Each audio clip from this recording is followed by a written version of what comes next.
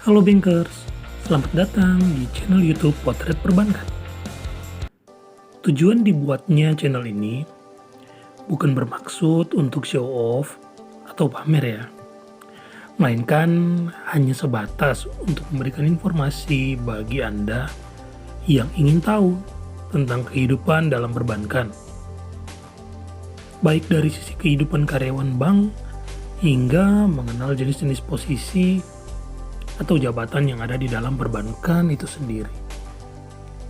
Nah, di video pertama ini, saya mau share sedikit pengalaman saya bagaimana tahapan seleksi yang saya lalui pada saat tes masuk sebagai calon karyawan di salah satu bank swasta. Oke, sebelum saya lanjut cerita, jangan lupa untuk dukung channel ini dengan like, comment, and subscribe ya. Oke Bankers, langsung aja. Jadi, awal mula saya sebagai fresh graduate, tentu saja saya bingung ya, mau bekerja di perusahaan apa, dan posisi apa yang harus saya dapatkan. Sehingga saya mengambil kesimpulan, ya sudah, saya akan menyebar CV saya ke semua perusahaan yang saya temui termasuk perbankan. Hal ini saya lakukan dari hari ke hari hingga berminggu-minggu lah. Sampai suatu ketika saya ditelepon oleh HRD di 2 bank swasta. Dan saat ditanya apakah saya bersedia di interview, oh tentu saja. Saya dengan semangat mengiyakan. Bahkan untuk kedua panggilan interview tersebut. Untungnya, kedua interview itu dijadwalkan pada hari yang berbeda. Oke, singkat cerita, di interview pertama, baik di Bank A maupun Bank B, ya pertanyaan yang ditanyakan ke saya rata-rata hampir sama sih ya, yaitu pertanyaan basic seperti biodata. Tentu saja sesuai biodata yang saya lampirkan di CV sebelumnya pada saat saya melamar pekerjaan. Oh ya Bankers, jangan lupa ya di CV nanti agar diinformasikan sejelas-jelasnya dan serinci-rincinya informasi terkait pendidikan, baik pendidikan formal ataupun pendidikan non formal ya. Oh ya, serta tempat magang jika ada. Oke, lanjut ya. Kemudian HRD menginformasikan ke saya bahwa untuk tahap selanjutnya akan diinformasikan by phone sesuai nomor telepon yang tertera di CV saya. Akhirnya tahap pertama pun selesai. Kurang lebih seminggu kemudian, saya ditelepon oleh Bank A dan menginformasikan bahwa saya lulus di tahapan seleksi pertama. Saya sangat senang. Kemudian HRD menanyakan apa saya bersedia diproses ke tahap selanjutnya. Sekali lagi, tentu saja saya tidak akan menolak. Akhirnya, saya pun dijadwalkan di beberapa hari kemudian. Dia menginformasikan bahwa akan ada tahapan seleksi berupa psikotes. Singkat cerita, waktu psikotes pun tiba. Dan saya mengikuti tes ini dengan beberapa orang yang lain. Tentu dalam ruangan yang sama ya. Meskipun banyak orang, saya tidak peduli. Karena tujuan saya adalah bagaimana caranya saya hanya fokus untuk mendapatkan satu tempat atau satu pekerjaan di perusahaan ini. Ya, apapun posisi dan jabatannya. Dengan semangat, saya mulai mengerjakan soal-soal psikotes satu demi satu. Hingga tiba waktunya, HRD menginformasikan bahwa waktu tes telah selesai. Saya pun langsung pulang. Seminggu kemudian, saya ditelepon kembali oleh HRD yang sama di bank A tadi. Beliau menginformasikan bahwa saya dinyatakan lulus di seleksi tahap kedua atau tahap psikotes. Sehingga saya pun berhak lanjut ke tahapan berikutnya, yaitu tes wawancara 1.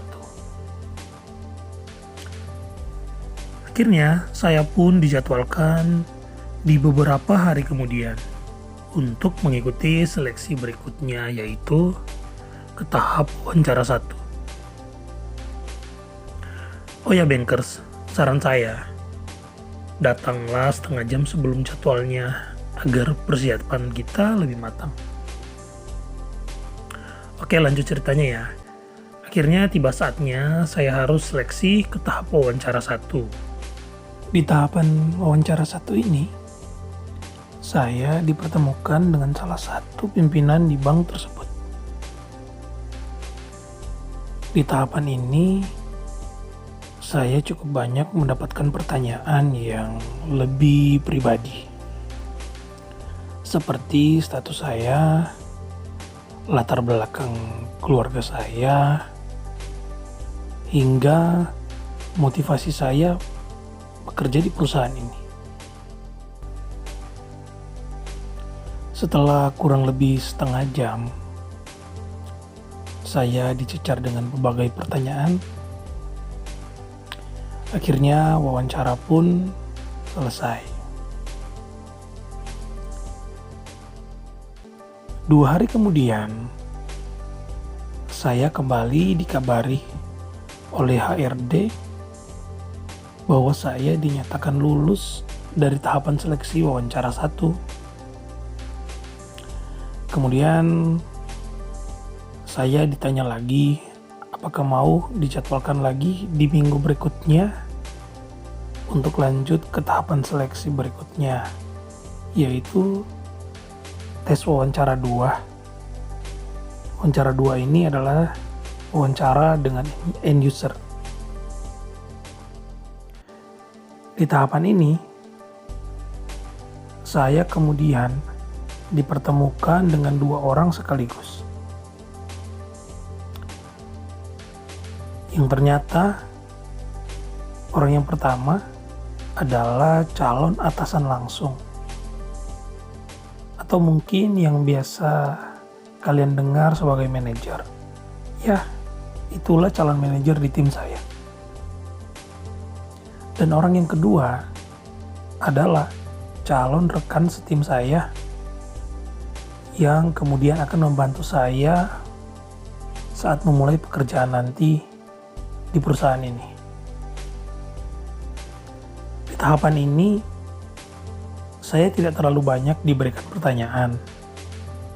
Justru, saya diberikan informasi yang jelas terkait job desk yang nanti saya apabila diterima sebagai karyawan.